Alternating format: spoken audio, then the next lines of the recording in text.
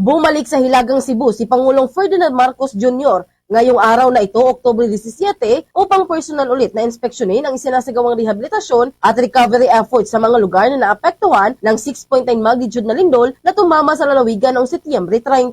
Sinimula ng Pangulo ang kanyang pagbisita sa Bayanihan Village sa San Remigio, Cebu pagkatapos ay tumuloy sa Cebu Provincial Hospital sa Bugo City at ang kanyang huling pinuntahan ay ang kanyang pagbisita sa pamamagitan ng pag-inspeksyon sa Tent City sa Barangay Kugon sa Bugo City, Cebu. Natapos kamakailan ng Department of Human Settlements and Urban Development ang turnover ng modular shelter units sa lokal na pamahalaan na minarkahan ang pagkumpleto sa unang Bayanihan Village. Mainit na sinulubong ni Cebu Governor Pamela Baricuatro at DSWD Secretary Rex Gatchalian si Presidente Marcos at ng mga residente ng Dagan Norte. Sa kabilang banda sa naging panayam ng Bombo Radio News Team kay DSWD Secretary Rex Gatchalian na ibahagi nito ang naging matagumpay na pagpapatayo ng mga tent city sa Northern Cebu dahil sa pagtutulungan ng iba't ibang sangay ng gobyerno. Well, all in all, sa Northern Cebu, yung mga naging affected ng lindol, nagtayo ang iba't ibang sangay ng pamalang nasyonal ng mga tent city.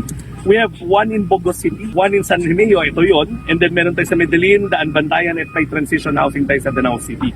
So all in all, nakapagpatayo na ang iba't ibang ahensya ng pamalang nasyonal ng 5 tent cities. Ang total number of families na nasa loob dito mga tent city, 1,227. This one in San Remigio, 250. 200 nakatira sa ating mga family tents na makikita nyo sa likod. Yan yung mga itinayo ng DSWD. Samantala, kinumpirma naman ni Cebu Governor Pamela Baricuatro na natanggap na ng pamalahang panlalawigan ang tulong na ipinangako ni Pangulong Marcos sa kanya nung unang pagbisita nito noong Oktubre 2. Mula rito sa lungsod Lawigan ng Cebu, Bombo John Kanyati, this is Bombo Radio Philippines, the #1 and most trusted source of news and information, Basta Radio.